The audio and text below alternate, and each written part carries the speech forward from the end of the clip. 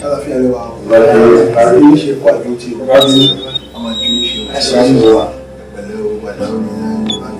ìṣòro ìpínlẹ̀ pàtúnṣe pàtúntò ọlọ́ba mi ló ti complex. Nítorí Gbádébọ̀ Revival olùdíje fún ipò gómìnà lẹ́kọ̀ọ́ ìjọ olórìṣà parapọ̀ ti bóde o bẹ́ẹ̀ ni wọ́n sọ ohun tí ó mú àwọn fi ọkùnrin náà joyè ọba lẹ́fun wọ́n ní ọmọ olùtó dá ìwà gidi ni bí bẹ́ẹ̀ kọ́ adétàwọn dé ọrùn ìbá ti wọ̀ ọ́ ti pẹ́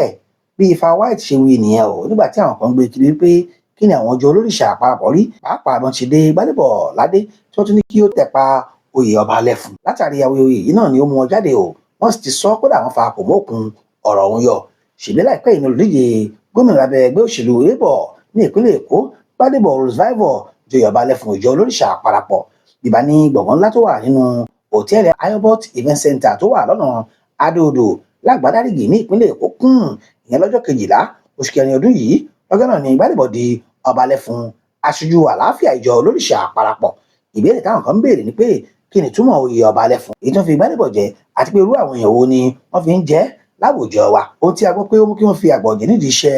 ayàwòrán ilé jẹ ọba lẹ́fun àti aṣojú àlàáfíà olórìṣà parapọ̀ ní ìgbàgbọ́ tí wọ́n sọ pé ó ní sí àṣà àti ìṣẹ̀ṣe ilẹ̀ Yorùbá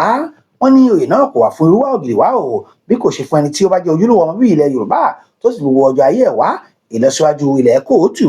òjíire ní ìtẹ̀síwájú ìwádìí lórí pé àwọn wo ló máa ń joyè ọba lẹ́fun èyí náà ni ó mú olóyè Abíọ́dún Olóyèdé olórí Ọlọ́bàtálá ní ìpínlẹ̀ Ògùn ẹni táwọn èèyàn túmọ̀ sí Ifá White ṣàlàyé pé ẹni tó bá kófá tí wọ́n sì ní kí Ifá fàyè gba Ọbàtálá ni ó lè jẹ ọba lẹ́fun o bẹ́ẹ̀ ni wọ́n tún lè pè é ní ọba àlà Ifá White ní ojúlówó ọmọ Yorùbá ni wọ́n fi ń joyè náà torí náà bí Gbádébọ̀ kì í bá ṣe ọmọ olùtó dá ìwà tí wọ́n á fi jẹ irú oyè bẹ́ẹ̀ ó yẹ kí ọrùn ó ti wọ̀ ọ́ ti pẹ́ o wọ́n ti wá ṣàpèjúwe Gbádébọ̀ Revival bí ẹni tí kò fà sẹ́yìn nínú gbígbé ìṣẹ̀ṣe ilẹ̀ Yorùbá lárugẹ àti pé kò síbi tí ó dé tí kì í ti jẹ́wọ́ pé ọmọ Yorùbá lòun o òun kò sì jẹ́ báwọn fi owó sí júwe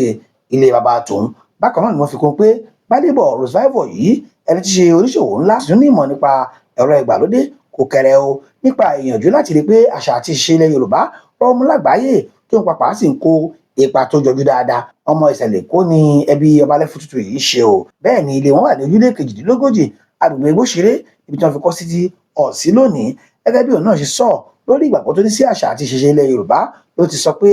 àṣà Yorùbá jẹ́ ọ̀kan pàtàkì lára àwọn ìwà ọmọlúàbí èyí tó ní ṣe pẹ̀lú orúkọ rere èyí tó sì túmọ̀ sí dídúró lórí ọ̀rọ̀ ẹni àti yẹ́ èèyàn dáadáa láàrin àwùjọ wa yàtọ̀ sí èyí ó jẹ́ nípa kíkọ́ èdè mímọ̀ èdè èyí sì jẹ́ ohun tí ọ̀pọ̀ wa ìyẹn àwọn ìran míì kódà títí di òní ó pọ̀ nínú àwọn ọmọdé tí wọ́n jẹ́ Yorùbá ni wọn kò lè sọ èdè ọ̀hún dáadáa o ìdí ni pé wọn kò sọ èdè náà sí wọn bí wọ́n ṣe ń dàgbà tàbí kó jẹ́ pé ilé ẹ̀kọ́ girama tí wọ́n ti ń pe èdè Yorùbá ní farakúlà nínú wọn lọ tí wọ́n yóò sì jìyà nírú ilé ẹ̀kọ́ bẹ́ẹ̀ fún ìdí èyí a ní ojúṣe láti jẹ́ kí àwọn èèyàn bẹ̀rẹ̀ sí kọ́ èdè Yorùbá tí èmi náà sì ń kọ́ àwọn ọmọ mi pẹ̀lú kó bá lọ di pé àwọn náà yóò máa kojú ìṣòro tí èmi ń kojú báyìí nítorí àgbàrá ni mo fi ń kọ́ èdè ọ̀hún kò sí kan tó burú jù nínú kí a gbé àwọn ìṣẹ̀ṣe wa lárugẹ bíi Ògún Ifá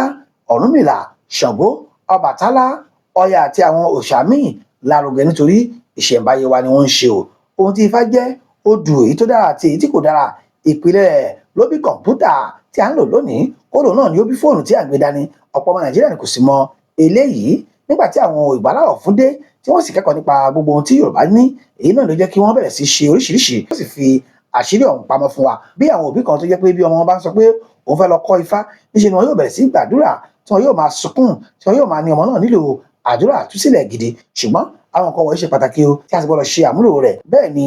àwa náà nílò láti gbárùkù ti àwọn nǹkan ìbílẹ̀ àti àṣà wa ìwádìí fi hàn pé àjọṣepọ̀ tó dánmọ́ ló wà láàrin Gbádébọ̀ Revival yìí àti àwọn ọba ilẹ̀ Yorùbá lápapọ̀ pàápàá jùlọ ní ìpínlẹ̀ Èkó tí wọ́n ti gbé ti di àsìkò yìí. fífa sẹ́yìn iwájú lẹ́ẹ̀ máa lọ. Gbádébọ̀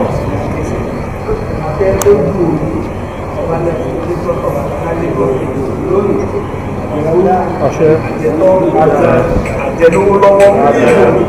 àjẹ níwú lórí.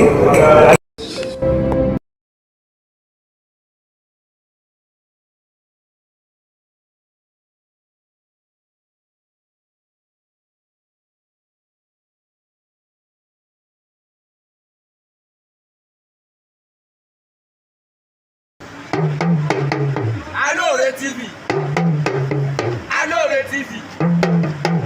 nílé ní lóko ni ẹ máa wò ó. kọ́ni lọ́gbọ́n ètò tó kọ́ni lóye ní gbogbo àgbáyé ẹ máa wò ó.